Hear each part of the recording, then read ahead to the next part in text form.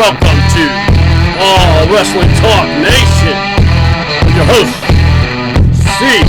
All Wrestling Talk is brought to you today by Something Fun Wrestling. Our guest today is Marvelous Marko. So, ladies and gentlemen, sit back, relax, get ready. We're about to start right now. Your host, C.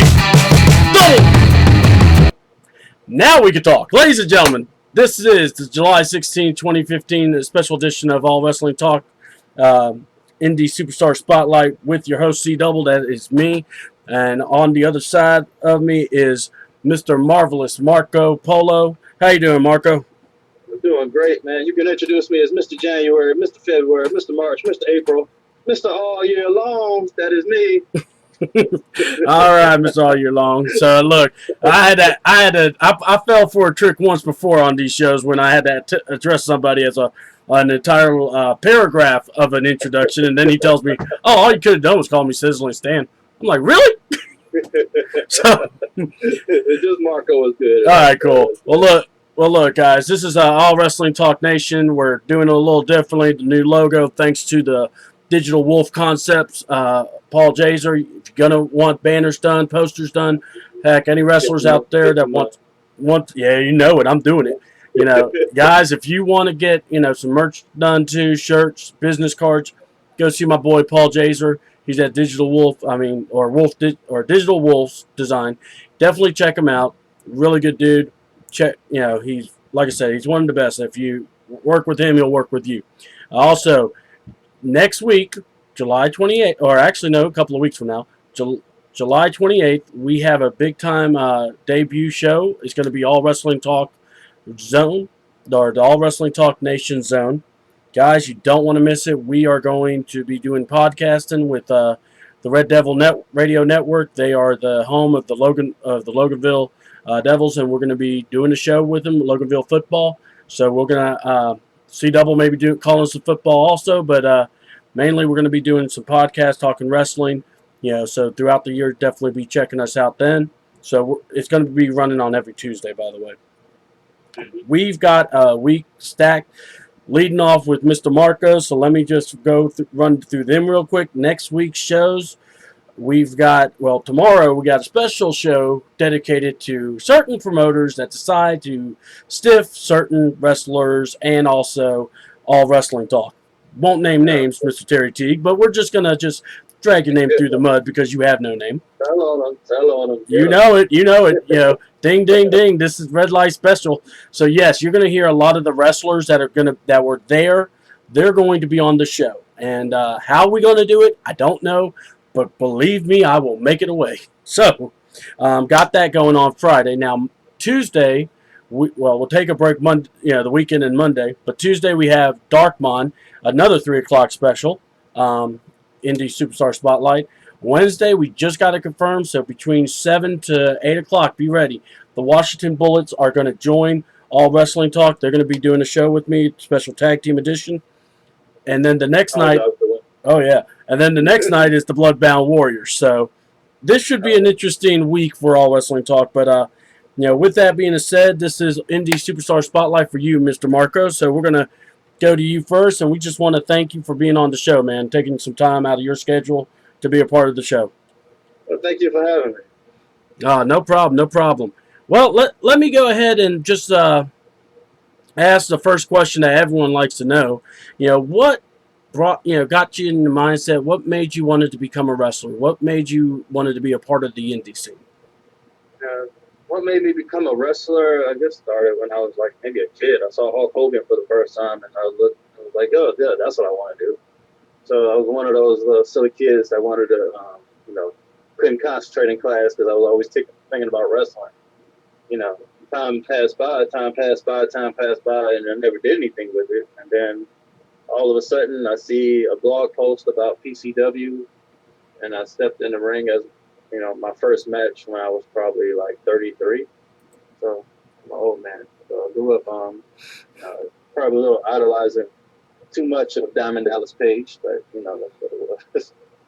Hey, one of those guys that there's nothing to be ashamed of when you respect that one and watch him. Yeah, So there's nothing wrong with that at all. So, yeah. you said Diamond Dallas Page. Let's also talk about. All right, so what are Diamond Dallas Page? Obviously, probably one of your inspirations. But who else? Who are guys that you watch that you just really like, kind of gravitated to as a young man watching the wrestling, or however you were watching the shows. You know, who's someone that kind of, even today's time, that you kind of go, man, I really like how they work. There's a few people. I mean, there was Rick Rude, of course. I mean, if you couldn't tell from the gimmick. Um, and then there was Austin Aries, who I watched a lot of. Hulk Hogan was a big inspiration. Shawn Michaels, Brian Pillman was like a major one. Eddie Guerrero, Benoit, the smaller guys. I mean, like people like Hulk Hogan and the bigger guys who were like Lex Luger's thing. Those guys made me a fan. I didn't believe I can do it until I saw like Rey Mysterio go out there and do his thing and found out he was like 16 and 135 pounds at the time that he walked into his match. And people who were my size, because I'm like 5'9", 200 some pounds. So once I saw that, that was when I got like, okay, well, I can do this. And even though I had my first match at 33, I did walk into a wrestling school when I was younger, like 24, and I just got scared and just ran off and dropped out. I'm not ashamed to say that. It was, I thought I was always scared I was going to get hurt, and at the time I was trying to get married, and I came up with all these stupid excuses of why I couldn't do it. And then, once I passed 30 and I saw one of the guys that started with me and Shad Gaspar make it to WWE, I was like, well, shit. I could have been, the other half of Prime Time. I could have did any of that stuff. And then just that was enough for me to kick myself in the ass and go join the school. And that was when, Platinum pretty much appeared. And that was my trainer. Him and Jay Fury were the guys who trained me. I've trained with a few other people after that, but those are the main people. Well, let's go ahead and kind of go into that list. I mean, people that trained you, that helped you through the hard times. Let's go through that, and then we'll go back into challenges and stuff of that sort, which you brought an interesting point. So, who are the ones that trained you? All right, so the Stephen Platinum crew. So you had Jay Fury, Jeter, Brian Blaze, Mason. Everybody that was like the top of the tier of Stephen Platinum's, little small band PCW. And then when he left and moved down to Florida, I went over to Crew Jones and trained over with NWA Atlanta. So Crew Jones, Tyson Dean, Andy Anderson, those guys were, pivotal in me getting my ring time and getting my ring work right. And then I've been to a few seminars, like Les Thatcher seminars. I've been up to the Ring of Honor seminars. I've been up to, what was the other place I went? I think that was it. I have another one planned to go to. I'm trying to get to this Harley Race seminar. And that was pretty much how it would work. I would get seminars, work with people, anybody who I think is better than me, who knows their stuff, I get with them. Josh O'Hagan from GCW is somebody I respect a lot. He's been teaching me a lot about the wrestling side. So, and it's a very large list of others. Anybody who I touch. I mean, Shane Marks is like really phenomenal and just teaching me like just the little thing. And even when I get, I find training in anything. Like I read the Goodman reports, good or bad, and there have been some terrible ones about me, and I read every single line of it. And and I keep striving to get better. I listen to everything. I made my debut at Anarchy this past weekend, and Bill Behrens gave me a ton of advice after my match. So, just soak it up like a sponge, and that's what makes me better. We're gonna go back to what you just said about getting advice, and because you got people that will give you great advice, then you got people that just kind of just want to shoot and say, oh, basically listen to themselves talk. Yeah. So, which it comes with the territory. Yeah, One question I have for you though is that for you, training, when you were going through the training parts in the school, and then as you said, you dropped out, and then you came back. What was it like? I mean, coming back, what was the biggest challenges you felt? Was it the just trusting yourself to be able to do the moves and not hurt yourself, or being able to trust others? Or was it also the characters that you play, developing your character, being able to talk, your persona? What were your biggest Oh, challenges? all of that. I mean, like, I mean, I've always been athletic. I wouldn't say I was an athlete in high school because I was a knucklehead. It was like I would try out for something and then just drop out. But I was always athletic, so the moves came easy. Like the bumps came easy. In training, the hardest thing was talking. I was so nervous about speaking, even though for the gimmick that I have now, where it's so flamboyant and all that good stuff, where I come out in the fur coat, or even the one where I do the president. Even I can make it look easy, but that was the hardest part. I mean, they say like you know, public speaking is probably the biggest fear over death and spiders. And I see why, because it's like as soon as you get up there, and the old days of PCW, we had a crew of people that called themselves Team All You Can Eat, and all their life's mission was to just tear down your promo. The second you start talking, they try to talk over you and just rip you apart. So it was like a lot of baptism by fire as far as getting my promos and mic skills down. But I guess that the biggest challenge was just staying in it, even and not letting my own self and any other type of bullshit get in the way. I mean, I heard somebody say like your mama's gonna love you whether you work in WWE or not. This is my dream to do something. So I really just had to get off my own shit and just go in there and practice every chance I got. Practices like we had like when Jay Fury was off. I remember some days like we got in there on a Sunday afternoon, got there at like noon, and didn't leave till like 8 o'clock at night. So All that's right. what it was. It was just a lot of dedication, Yeah. a Well, lot of hard work, and it's still in there. I mean, like we still practice hard like that. I mean, like if I got keys to the ring and we can go, we get in there at 8.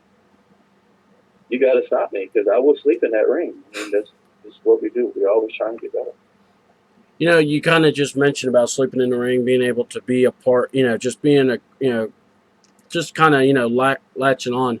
Who are guys that you just enjoy working with? Who are the wrestlers that, helped you along the way? I know you mentioned a few already, but who are guys, and women also, that just kind of, has made wrestling, I don't want to say fun, but let's just be honest, because, you want to, if you're doing something, you want to have fun with it, Mm-hmm. because if any Yeah, of, yeah, yeah, I see what you're saying. There's a lot of guys I really respect. Like Ethan Case is one of my favorite people.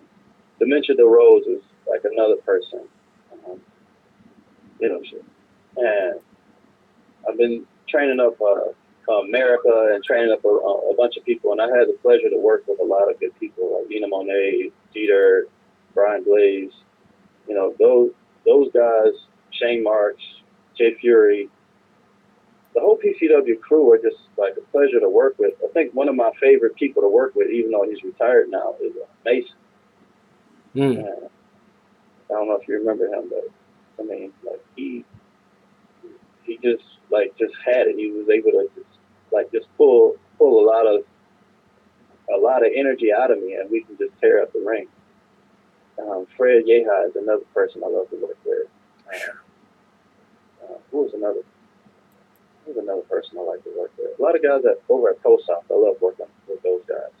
Trevor Aon's a really good guy to work with. yeah, Uh, it was good watching him perform, and yay high, whew, and yeah, Slim J yeah, and them. yeah. Any of those guys that'll burn the house down and tell a good story while they're doing it.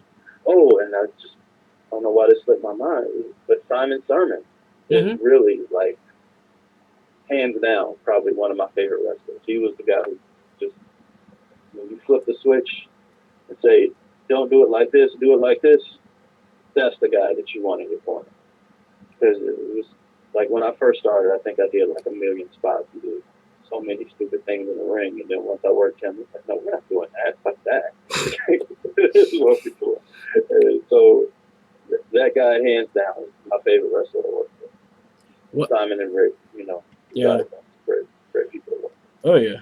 And Dementia Rose. I know America. She's up and coming, and I know I've been posting a lot. Just the pictures and the page, and she talks highly of you. And I know Dementia. She's I love Dementia. I am not ashamed of it. She has my heart. Even though she has a knife, I still kind of think that's cool.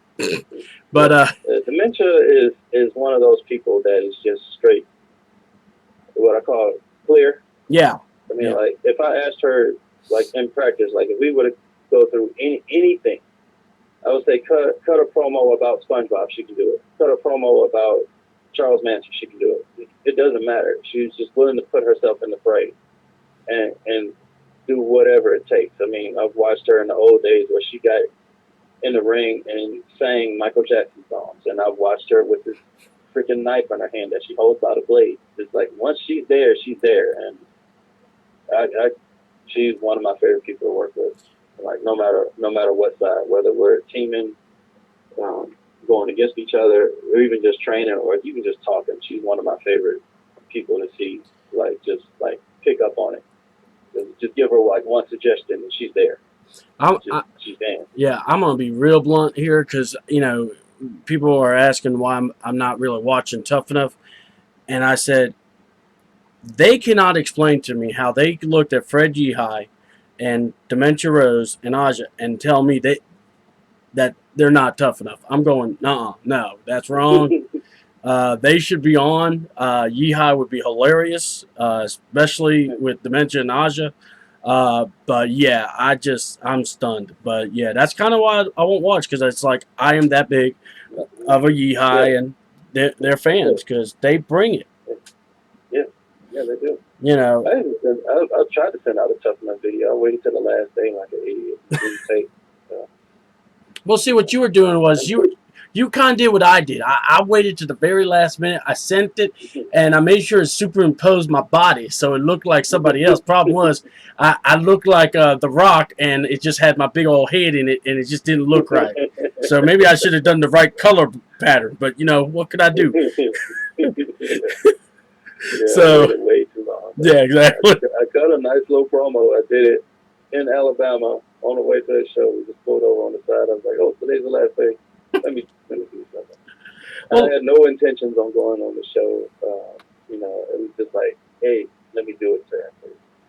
well, and not just it's a great opportunity, because you get to work with the trainers. You also get to work with people, and heck, just to work in the NXT, the developmental center, it's a good Yeah, little spot. I love those guys. Man. Oh, I think I watch NXT just really for the women's matches. Really, Sasha Banks. She's my new favorite wrestler. I mean, like male or female, she just brings it every single time. And like gimmick wise, work wise, everything she does just goes. I want to see her like go a lot further with this wrestling. as my thing is this, well, let's just go ahead and go here because now we're sound like we're just talking in the bar talking wrestling. So you've seen the women wrestling where it's gone, because let's be honest, there's been a lot more better action like in NXT. Heck, I know Mm-hmm. I could go to the Indies and see some better action. Um, are you very optimistic, or are you kind of like let's wait and see that if they're really going to do something? Because they got the horses now to prove that they can go. But Mm-hmm. what do you see? Because right now I'm watching this product and I'm going. I don't want to get too hyped because I got real hyped for Paige, and then they kind of held back. Sure. So what's your view? With the girls that they're bringing up, I mean, like I was talking to some good friends of mine who love wrestling too, and we were saying that they should pull up, all four of them, and they pulled up three of them as far as because I thought Bailey was going to jump in with them too, but Yeah, me too. as far as like the women that they just brought in, Becky Lynch, Charlotte, and Sasha Banks, they really don't have a choice now. As far as like having the product get better. I mean, like I watched the Bella Twins, and they don't get over. Their wrestling is mediocre. I've watched a couple matches that were good, and some that were just like okay, that was a popcorn match.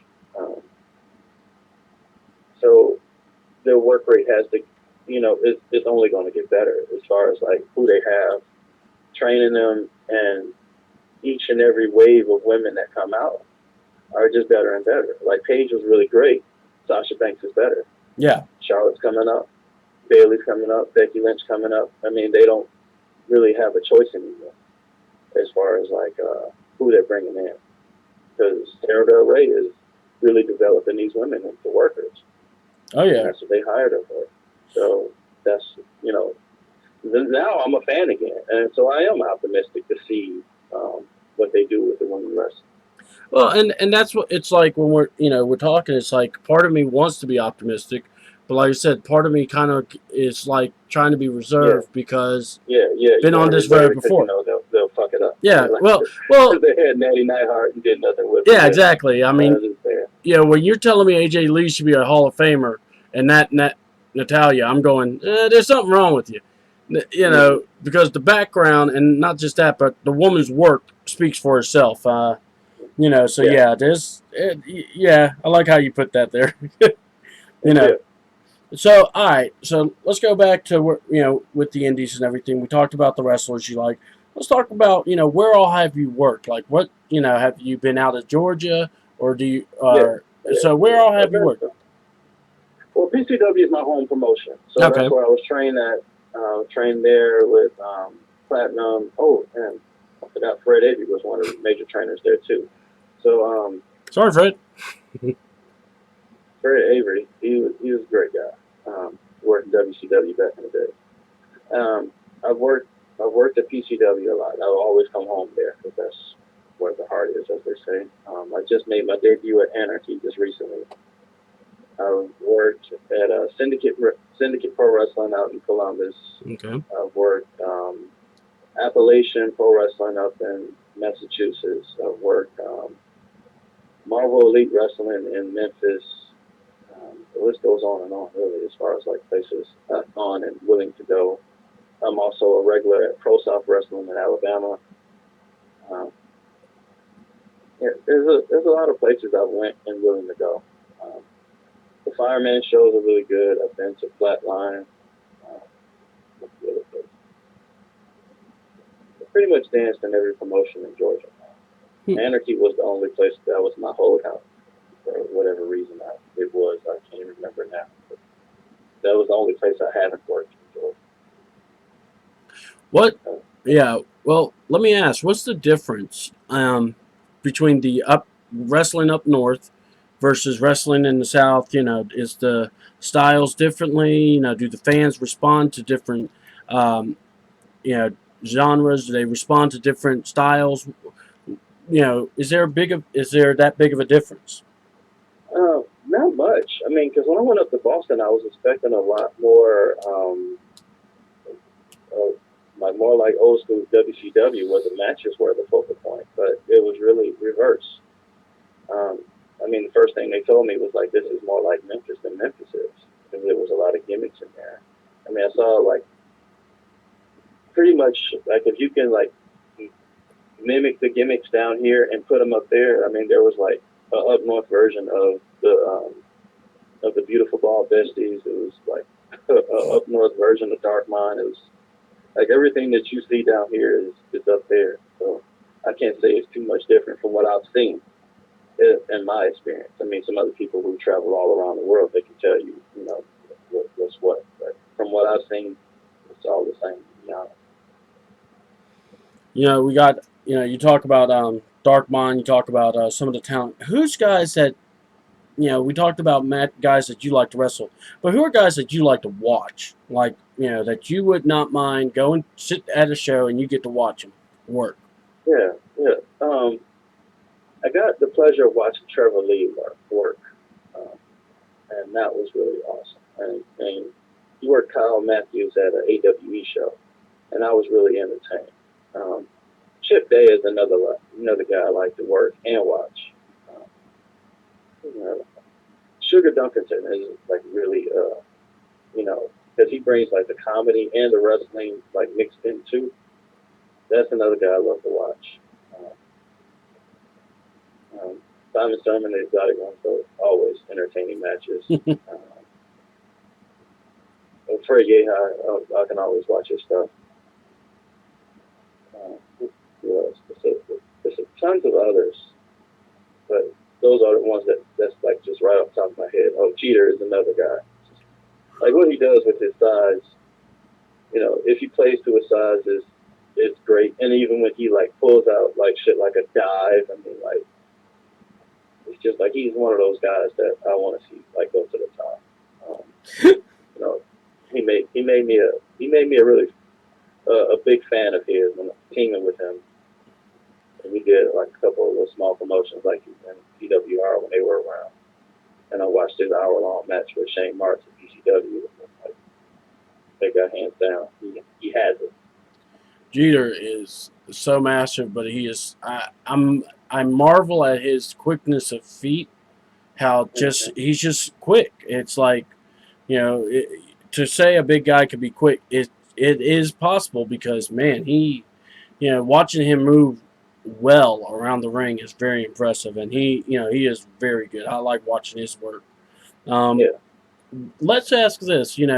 So you have your gimmicks. Your marvelous Marko, and then you have the president of the United States. I gotta There's ask. one more too. Yeah, I was gonna say. Let's discuss your personas. If I never watched you wrestle and I'm going to these shows and I see these personas, what am I getting? Who is Marvelous Marko? Marvelous Marko is the world's most beautiful man.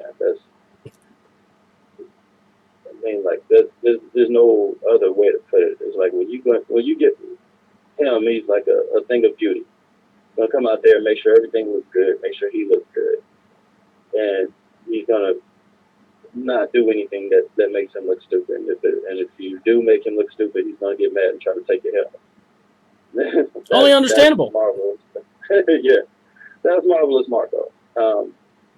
President Marko is a little nicer. He's all about the people, like amongst the people. Wants everybody to be happy. Wants everybody to have a good time. Wants to make sure he shakes hands and kisses all the babies. Do what's right. Bring that type of energy. And like I said, there's one more who I bring out every now and again, and that's the Demon, Papa Marko. Usually you don't see him other than like on MCW shows, but I brought him out into regular gimmicks too on regular shows.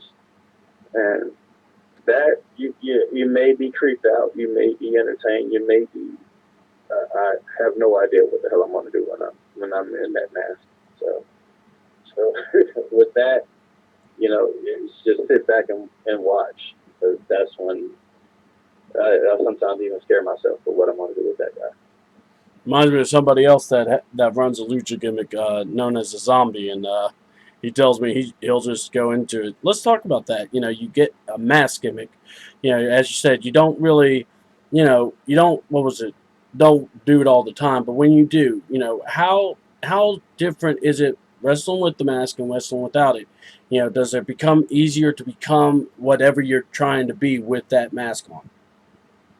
Well, no matter what gimmick I'm in, it's like every time I enter a arena, there's a mask that I put on. I mean, Marvelous Marko doesn't exist outside of the ring. I mean, like, so when I'm in my everyday life, you may walk just past, you may walk right past me and not even notice it was me. But the second that I put those tights on, the second I walk into that building, I am that guy. And whatever happens in the match, you're going to get that guy. And so whether it be a fur coat, USA tights, or face paint in the top hat, you're going to get, magic, because I have no idea what I'm going to do before I walk out there. I just fall into that person, that persona, and go, bam, you got something. And there's no other way around it. I can't bring like my regular shoot job into the ring, and vice versa. Yeah, that's when you talk about being totally possessed by a person. I mean, like Beyonce will talk about Sasha Fierce. Mm-hmm. I totally get that, because it's not the same person. Like regular. I say this so people can understand, because unless you were a worker, not gonna understand. But regular Beyonce around her kids and chilling out with her husband and wife. I mean, her husband and kids, and all that around the cookout. You're not gonna see that person on stage. Yeah. Same here. Regular Marko on, doing my regular job. You're not gonna see that person in the ring. So the second I walk into that building, gimmicks on. So yeah, go ahead. Is I'm possessed at that time. So. Oh, I get it. I mean, Yeah. it's kind of funny because doing these shows when I first started doing them, it's like we were joking around calling our nicknames, and it's like within the year I ended up feeling like I had become C double. That's I need to be at all times when I'm doing these shows, not who I am. So I understand that. That's like especially hearing that with Beyonce. I've heard that before, and it makes so much sense. And it's hilarious when you're trying to explain it to other folks, and they just look at you going, "No, no, no, it's still you." It's like, no, you don't get it. There is a point that you are that person. And kind of like how the wrestlers, you hear them, they'll say, I just don't want to go back to that way of that I was. I had to take myself to a place. Yeah. So what is it? What's the? Let's go here. For you being able to wrestle, what does it mean? To the indie scene. What do you love about wrestling in the indie scene? In the indie scene, I love entertaining the fans, whether heel, face, whatever. I really just love just doing what I do. I mean, like I said, there's nobody that can really explain it. It's not something that I have to do. I wasn't drafted into wrestling. This is something that I really dreamed about doing. And whether even though it's not on a grand stage at a WrestleMania, whether I walk into Anarchy, PCW, Pro South, whatever, I'm happy, because I'm doing what I dreamed about, what I grew up watching as a child. You know what I'm saying? I got you. Yeah. There's no other thing. This is something that I wanted to do and wished to do. So in that instant, I'm totally alive. I'm not working like some shitty job at some factory or whatever, and just dreaming about doing something. I'm doing the stuff that people dream about. Yeah. And whether it be just for a fucking handshake and a hot dog, it's still a lot more to me rather than anybody else, because unless somebody has really got up and pursued their dream, they're not going to get what I'm saying. Oh yeah. I mean, there's tons of people sitting. I'm looking at a Kroger right now. It's about 30 or 50 or so people that work in there that don't want to be there. That's not me when I'm in the ring. I'm doing exactly what I want to be, and whether I'm tired, sick, hurt, or whatever, I'm still doing exactly what I want to do. So, I mean, there are things that we do to pursue this business. We're on the road a lot. We get hurt. I mean, Shane Douglas told me once, it's not a if you get hurt, it's a win. So, I mean, I've broken fingers, broken noses, damn near broke my neck, fucked up my back. It's been a whole slew of fucking injuries, but I wouldn't have it any other way. Even when I got hurt, I'm like, okay, when can I get back to work?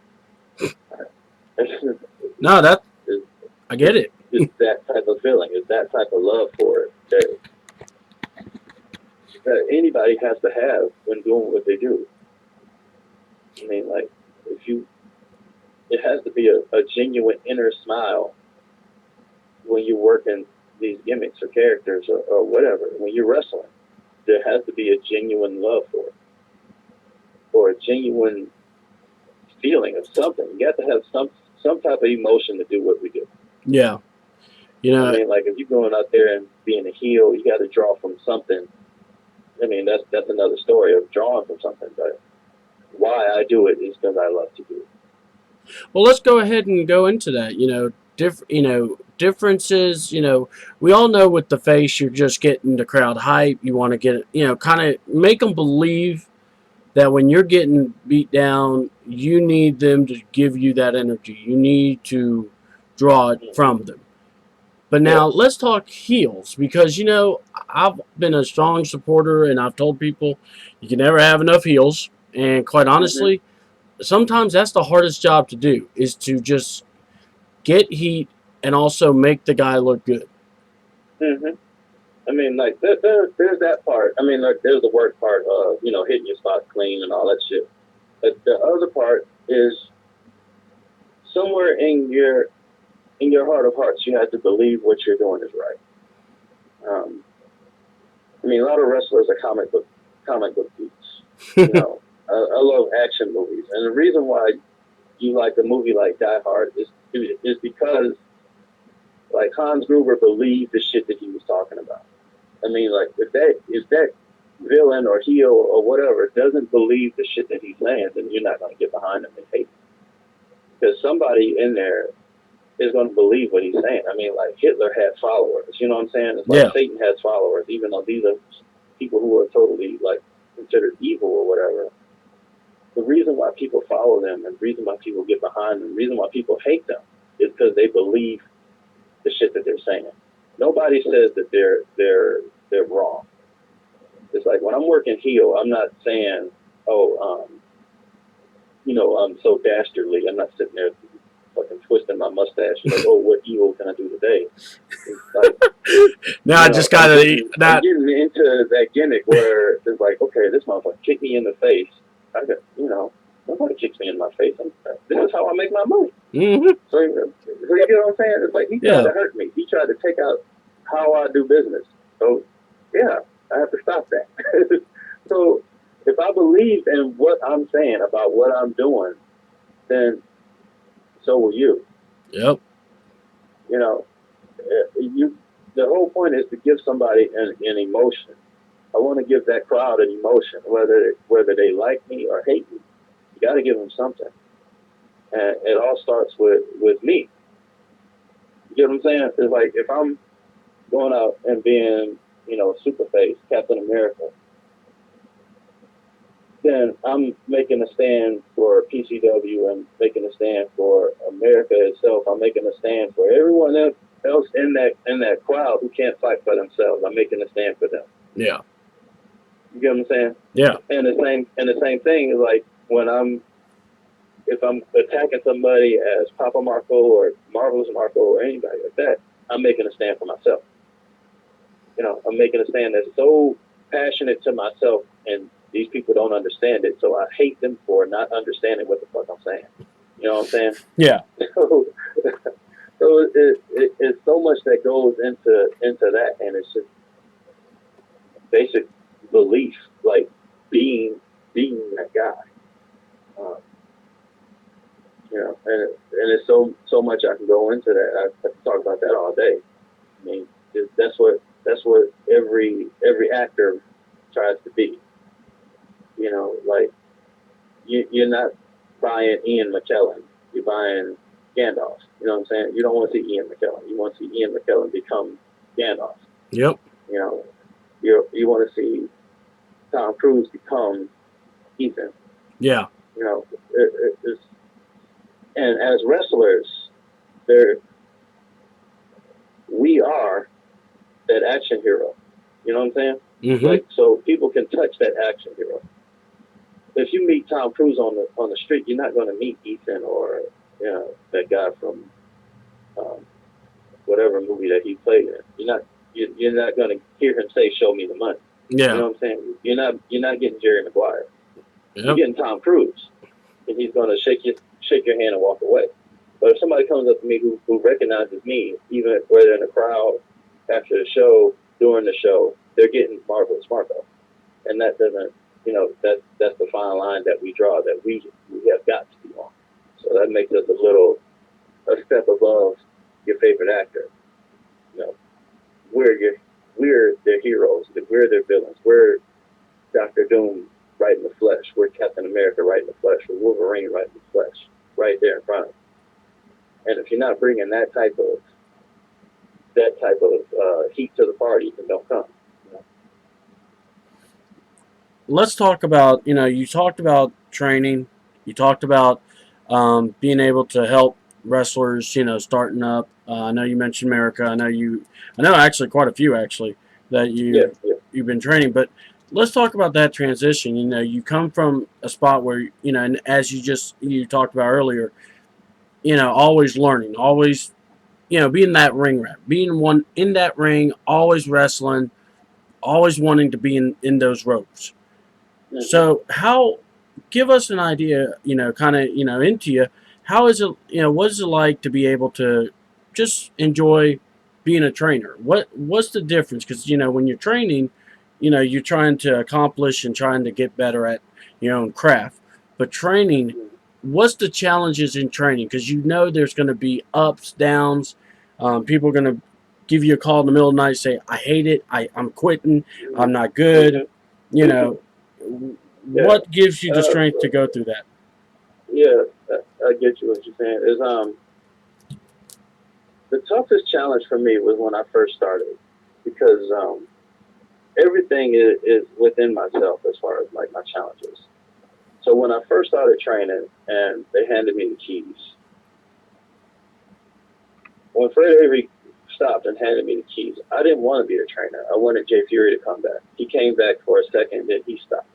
And I wanted the school to stay open. So I started going there training myself. And then all of a sudden, Brian Kane showed up. And then Cody Jack showed up. And then Phil White showed up. And then a bunch of guys from NWA Atlanta, when Crew Jones stopped coaching, they showed up. And it was just me, and I didn't feel like I was ready to be a trainer because I had only, I'm only been in the business like maybe 4 years as far as like, as far as that goes. So there was a lot of things I had to do to learn to become a leader when I just wanted to be a wrestler at one time. So I was put in a place where there was nobody else. Shane Marks works a regular job. Jeter can come out, but he works a regular job too. And so it was like everybody that I was asking to come out couldn't come out. So I had to find that place in my mind, in my body, in my soul that is a leader, and show these guys how to basically find the psychology, go back, um, relearn everything that I did when I was becoming a wrestler, but also learn it from the teacher side. So just like I said, I'm always learning. I'm also learning from these guys to watch those little things and then remember how it was for me. And then there's a lot of challenges that come into training. And then there's like the frustrations of, when somebody just doesn't want to do it, or they're not trying hard, or they're not coachable, or any of those things, or they show up to the ring high, or any of that stuff that that would just make me pull all my hair out if I had it. But I mean, like, there's also a lot that I learned from being a coach. I think it made me a better wrestler from being a coach because now I can like see from the other end like what they're doing and what they're doing wrong and why it won't work and why it works. And then I have to get in there and prove it, prove why it works, and prove why it doesn't work. And then be coachable enough when the vets do come, people who've been there longer than me, who are sitting there watching me, who will tell me, "Hey, you were wrong on that. Oh, you were right on that. Oh, you're right to do this. Oh, you're wrong to do that." I mean, there's so many different levels of being a trainer than just sitting there just calling out moves or calling out drills or calling out any of that other stuff. I mean, I have to find that leadership in myself to pull it out of someone else. And sometimes it's easy. Like you got can't miss talent. Like I was lucky to get Brian Kane as my first charge because he was already trained. He had been trained by Philip Kowalski and pretty much did the same thing I did. So it was just like training myself. That he was, in the game for, however many years and then stopped and then came back 10 years later. And then all I had to do was just teach him some psychology and get his get his cardio back up. And look at where he is now. He just worked Davey Richards at our last show. So, and when he said he had his first match, under his new gimmick and not the gimmick that he had as a kid. I mean, when he called me, that was, that great proud feeling. And then I get others who just,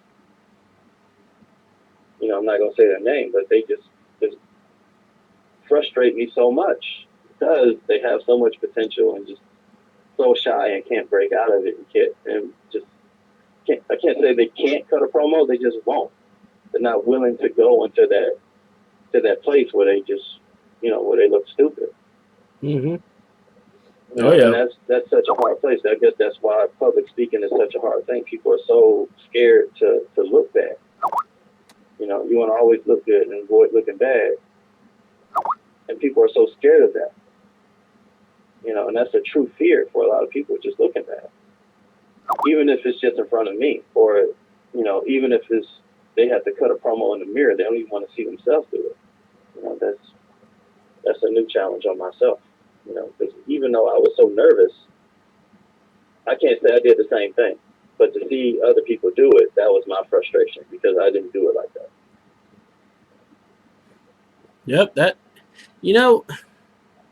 I like how you said that because you have the ones where you just kind of like puff the chest out and just go, man, this is going really well. This is going really good. And then you got the ones you want to just go, give me the baseball bat and I'm going to make you learn. So yeah, I get that. I mean, the ones that drive me nuts is the ones that I'll never forget. It was like they did 2 practices, and the guy came up and goes, "I want to buy gear," and I'm going, "You sure already had it?" And then he's like, comes back and goes, "Oh, I could do this in the way back. I could do this." I'm like, "Dude, you got great ideas, but no follow through." So. So you definitely have to like taper and have to deal with some of the emotional roller coasters, Yeah. for those people. Yeah. So what's I guess obviously whenever training anybody, the hardest thing is to try to teach somebody something that what you're doing, and it's like they keep messing, and you're going, how can you mess this up? I could do this in my sleep. Mm-hmm. And it's just that has that's just patience. I mean, I worked as a personal trainer for like over 12 years, and I mean, like I understand that part where it's just like, and I've been a martial artist for shit ton of years, and I understand like with that you just got to get over there with them. They may see it in their head, but their body doesn't catch up to their mind. I mean, that's just the frustration of just having to be patient with people. So with that, I'm not. As long as you're willing to try it and keep trying it and keep trying it, you'll eventually get it. I don't expect too much out of people. Like if somebody doesn't get like the perfect bump on their first day, I'm not mad at you. But I am mad if we're going through 6 months and I still got to keep saying the same thing. Exactly. Yeah. I mean, like, cause there's like moments where you just got to do your fucking homework. I mean, like, if I'm giving you suggestions and you don't do them, then you're just wasting everybody's time, including your own, and more importantly, mine.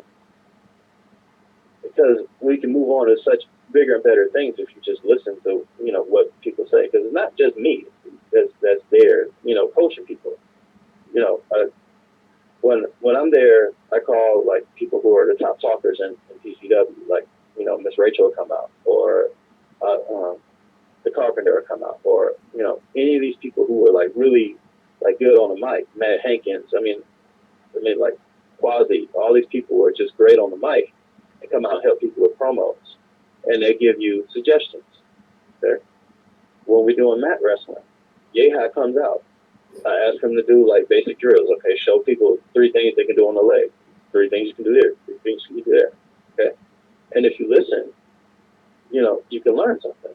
Oh yeah. But if we say something like, okay, if we give suggestions on promos, I say, okay, start cutting promos in the mirror, and then 2 months down the line, your promo is still shitty, or you're still afraid to get up in front of us and just speak, then that's where, I mean, like to quote Stone Cold, that's where you fucked up, because Yeah. it was like, why are you wasting my time if you're not going to do your homework? Yeah, I'm gonna have to. This Yeah. is a business. Well, yeah. Yeah.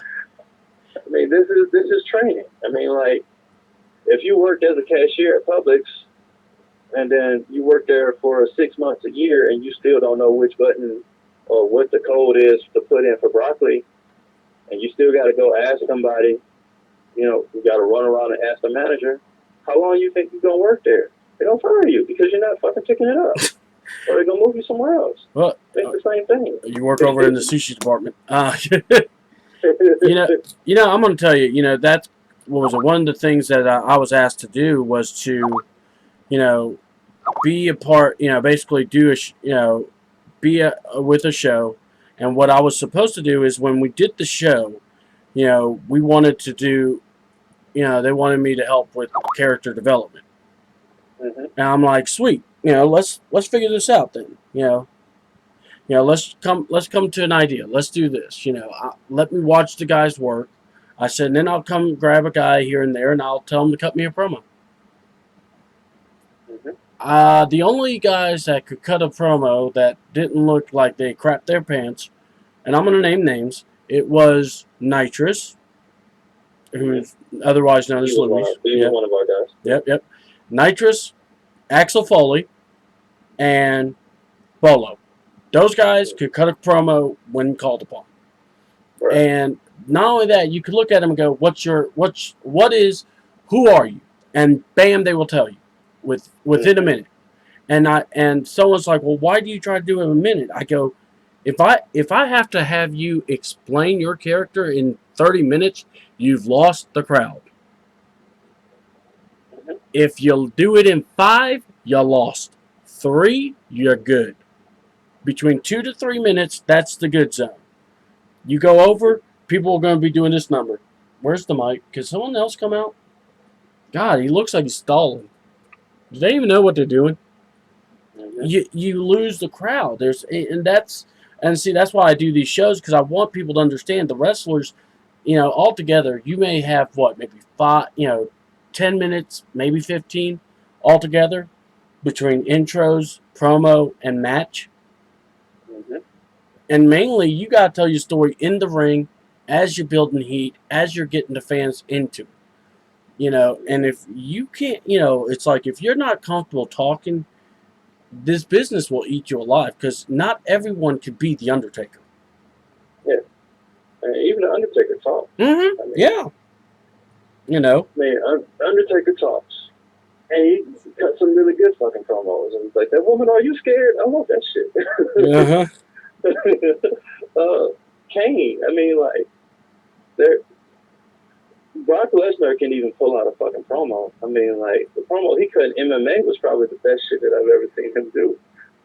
Well, I may go home and get on top of my wife. That shit was fucking awesome. Oh yeah, I remember that one. That was one of the best moments. So but there is. Platinum told us in this trade secret, when you first you have 3 jobs. There's 3 jobs on the card. First, there's the opening match guy. Opening match guy is the guy they don't know. Just like me at Anarchy this past weekend. Nobody knew me in the crowd. So my job was to do what? Show I can work, show I can bump, and also get my gimmick over. Yeah. And you did a marvelous job at that, I must say. Yeah, get my gimmick over, show I can work. That's all it is. That's all I was supposed to do. Okay. And then you have your mid-card guys who've been there. Stevie Richards. That's just one name that comes to mind as a mid-card guy. And what is their job?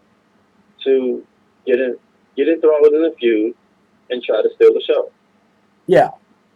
Okay? And then you have your main event guys, Hulk Hogan, Undertaker, Brock Lesnar now, because your job is to bring the hype and live up to it. Okay? Once people start to understand that as far as like wrestling goes, then you start to understand, basically how you can build your gimmick. So the problem that we have with most people when they come in and they have like these ideas about what they're going to do about working, it comes back to they don't want to look bad. So they're scared to work heel or face, and then they come in with like, well, he's kind of a badass, he's a little of a loner, you know, he's this, but he's not this, he's this, but he's not this, and then you just hear like a fucking boring ass tweener. Okay? But once you understand that, once you start, your job is to get that gimmick over, and if I don't understand it, then you don't understand it. Okay? You have to make strong choices. Are you a heel or a baby face? Okay, that's one thing. Or what type of baby face are you? What type of heel are you? Okay, that's another thing. Yeah. Then you can go into like your backstory that you can have in your head or whatever if somebody ever hands you the mic. Okay? But those are the things that you have to have in your head. I mean, like have drilled into you constantly before we even let you in the ring. To be honest. That okay. I was gonna go ahead. Go ahead. Yeah. No. I had a really good question because you just asked that, and it made me just go, okay. Now in the business, you show up and you go in to wrestle. How does it work in this realm? You come in and they go, "Are you face heel?" Or do they just say, "Hey man, I need you to be a heel"? What is because I know like if I'm training, in my mind, I want to always have my character to kind of meld into what it. Like if you say CW, you got to be a heel. I need to then go, okay, fine. I'm still C double and I can be a heel. Oh, I'm a face? Cool. I'm a fun loving, awesome guy. C double. You see what I mean? Yeah. So who, yeah, I like that.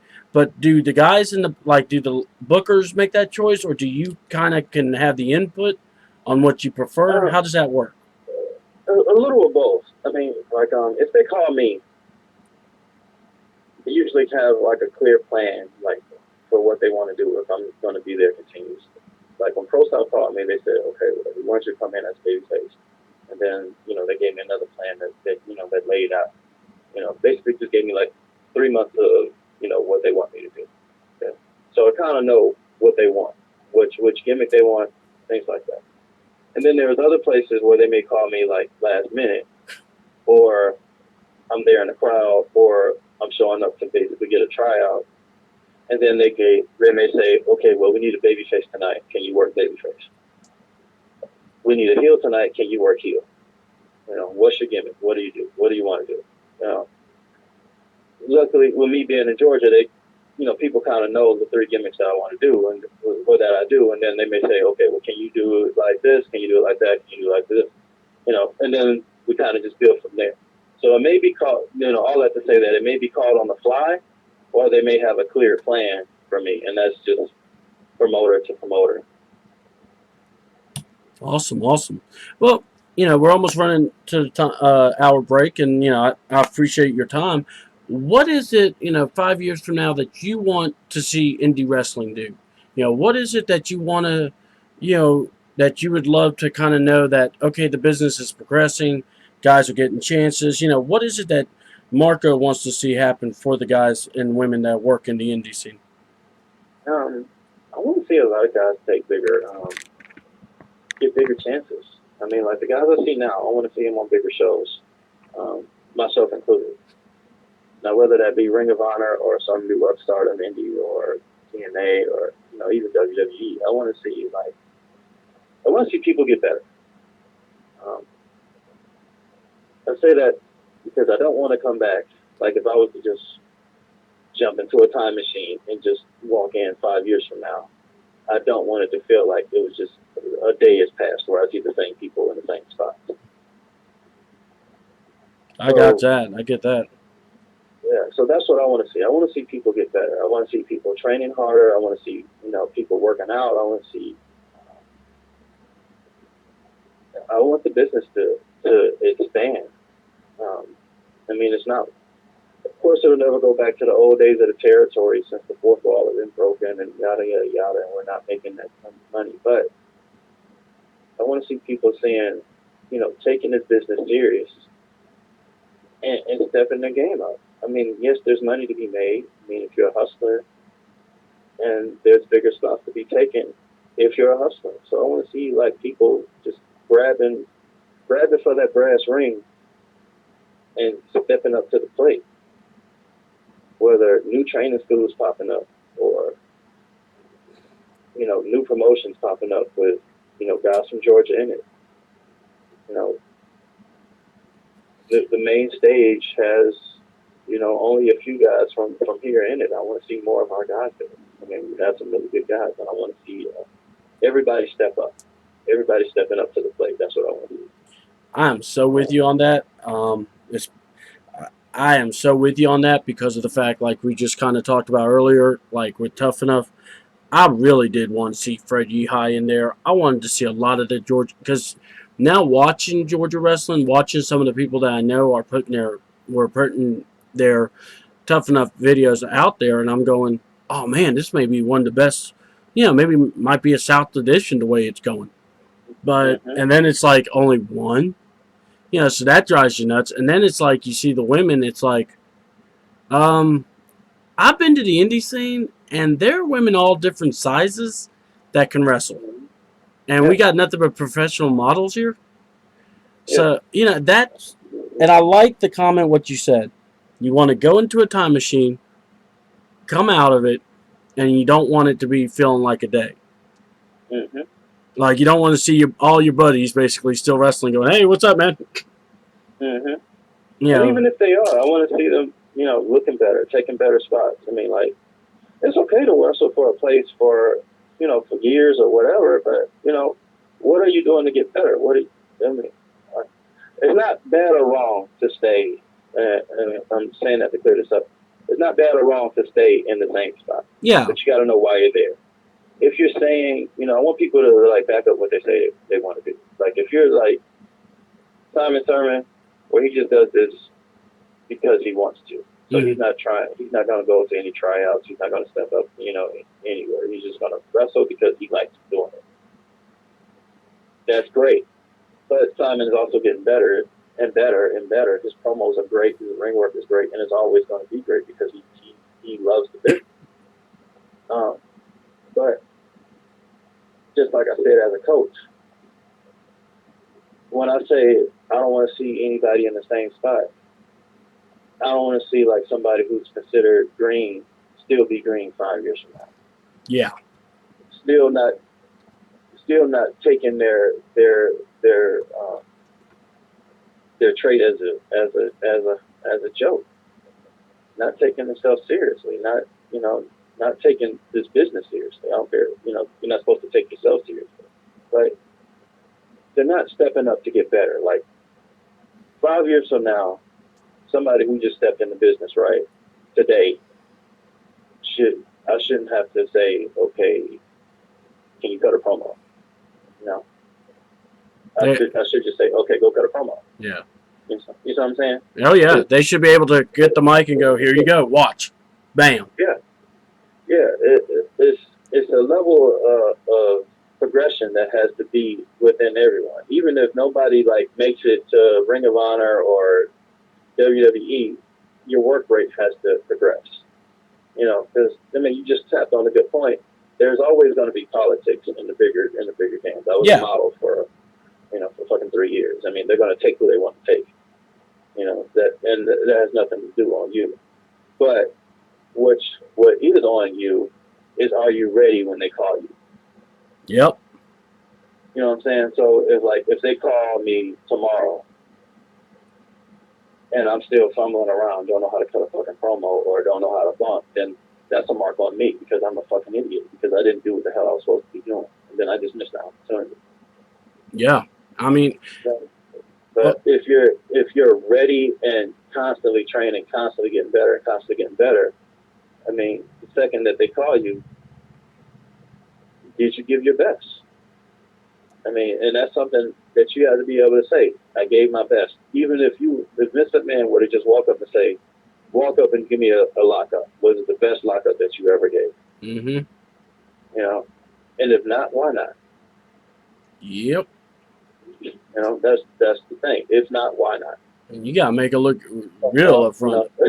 Yeah, were you just fucking off and not paying attention to everything? I mean, that's what I mean. Like, yeah. if I walk into a time warp, I don't want to see the same shit. I don't want to be having the same complaint about someone 5 years from now. Yeah. Well, let me ask you. Yeah. You gotta step up. Yeah. Well, I got 2 more questions for you, and then we'll wrap this up. But the good news is, we definitely made our hour, so we're doing great. So I'm actually having fun. But no, my question is this: what if money was no object? Where would you want to go? What industry is it? You want to head straight to the E? Do you want to be at Ring of Honor? Where would you want to do? I mean, and understand what I'm saying. Money would be no object. You could pull whichever gimmick you want and show out. I love the Ring of Honor product. I would love to crawl around the ring as Papa Marco in the E.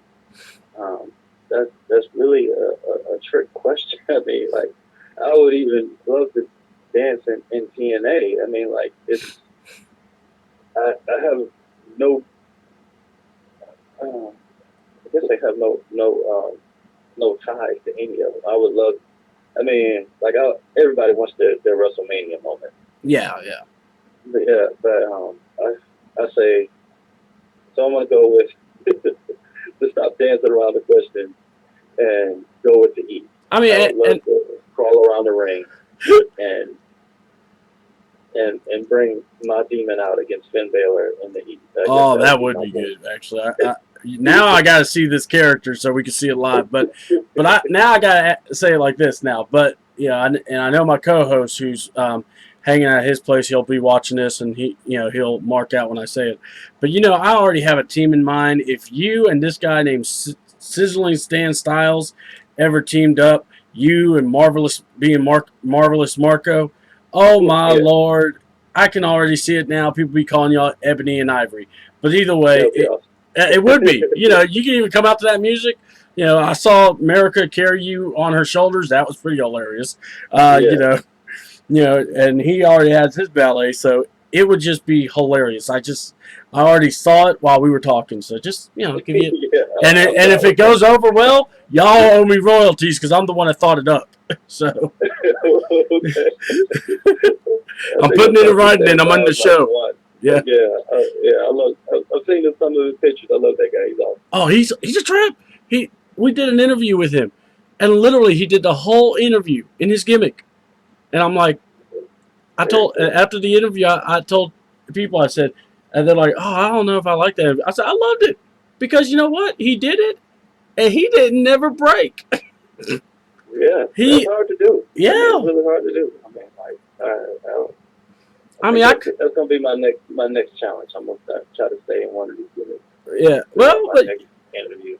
each persona you have is very, very awesome. I love the different sides that you kind of told us about each one of them. So that's awesome to hear the story. Now, my last thing is basically, I appreciate you being on the show. I do want you back on anytime you like. And if you want, go ahead and give us your booking information, or just kind of what's the best way to book you, and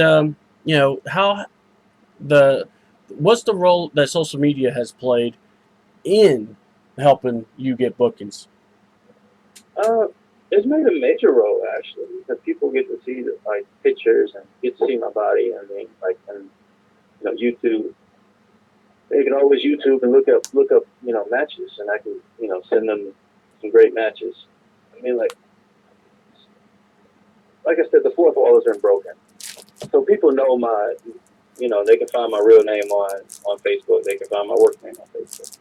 So I mean, like there's like the up and the down, but it's more up than down as far as social media goes, because you can reach a lot of places that you may not have been able to reach before social media. Yep. So as far as social media goes, the way to find me is Marko Polo MarkoPolo on, I guess that's Facebook / Yeah, it's Facebook. Marko, however you do it. And Just look up Marko Polo on Facebook. That's the best way to reach me. I mean, like, there's other than that, you can always call me. But that's the best way to reach me is through Facebook if you're looking for me. And just so you know, I will be uploading this link, everybody, and just please know that I will be putting that Facebook link on there. So if you are interested, any bookers, any promoters that watch this interview, laughed at us, laughed at the stories, also that think this guy can do a role, aka Stan Styles called the man because you guys have a tag team part. I found your equal. I found your black brother, bro. Do it. Awesome. See, I'm always thinking about the business. I really am. Oh yeah. Oh yeah. And back to social media. Yeah. Send me one more game request. I'm gonna punch you in the head. Every night I'm on social media. I get this little link on my phone. I'm like, C-Double is always playing Candy Crush. All right, look. You didn't need to bring that out on the show, all right? It's my freaking way that I could decompress people, and I apologize. I thought I got all the wrestlers off my Candy Crush suggestion. Problem is, half the wrestlers do play Candy Crush. I love Candy Crush. Every night I'm like, oh, we play Candy Crush. Oh, there he is. It's just so you know I'm alive. If you don't get Candy Crush requests, you understand. Shit, C-Double's in the hospital. Something. Yeah, no something's wrong if I don't get a Candy Crush request. So busting my chops on Candy Crush. What other events you got planned coming up for? This weekend I'll be Platinum Championship Wrestling. I don't know who I'm working, but that's Porterdale, Georgia. Come on out. That's every first and third Saturday. I will be back at Anarchy every second and fourth Saturday. And then that is it as far as like my regular. Oh, can I forget this? Every Friday, Piedmont, Alabama, I'm at Pro South. And that's where you will find me as my regular places. Other than that, book me. All right, well, we're going to be definitely doing that for you, man. And I appreciate you yet again for being a part of the show. Thank you for giving me your honest answers and just being yourself. Thank you. And as you can tell, really wasn't that boring of an interview. So I think we did pretty good. Yeah, very cool. Very cool. You get me talking. That's what I'm. Well, I would say that's what I'm paid to do, but I ain't got no money yet. But it's in a PayPal account that he's trying to get me the money to, but it keeps locking him out. The way my account is set up, I got to check it. Yeah, and I got to put money in my savings before I could get the money out of the checkers. And if I could get my checkers out of my savings, it's all a big old mess. So, do you got this? So we end on a Kevin Hart notice. But yeah, guys, that is Marko Polo. I appreciate you, man. Just stay on the phone. We'll have a little more chat. But I'm going to wrap this up real quick. Guys, this is C-Double. I really am appreciative of all the guests that we have. Anytime you want to be a part of All Wrestling Talk, go to the All Wrestling Talk Nation.webs.com. That's where you can get all the info. Also, All Wrestling Talk Nation. We are very close to 500 likes. Like the page. Subscribe to the YouTube channel C-Double. Getting all that out there, man. We just want to push and keep pushing and try to make some money out of this eventually. But if not, at least we're having a blast. I mean, but last I checked, having a blast, it would be nice to have a little lettuce also. With that being said, I mean, that's just, the way of the land. Also, this Saturday, you also heard about Porterdale. If you're in the Porterdale area, make sure you go to PCW. Check out my boy, Marko Polo. But also, if you are in the Monroe area and you want to see some wrestling and you are close there, come out, see Odison. You'll see Bill the Butcher versus Josh Storm. Moose is going against Jacob Ashworth. AJ Steele versus the Italian-American bad boy, Tommy Pepperoni or Panini, whatever. You know who he is. Terry Lawler versus CB Suave. I guess I'm not getting that interview tomorrow. Trinity versus Logan Creed and Drew Adler. There's a lot of good matches, guys.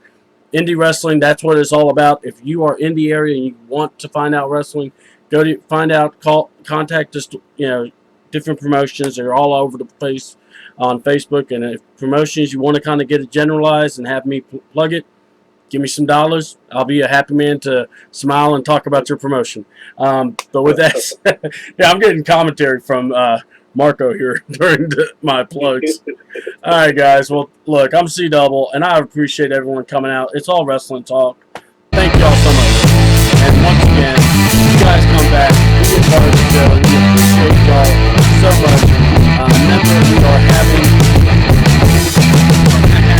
tomorrow night the Shoot Squad on Jerry G and his wonderful Case Pelican. I'm C-Double, and I'm out.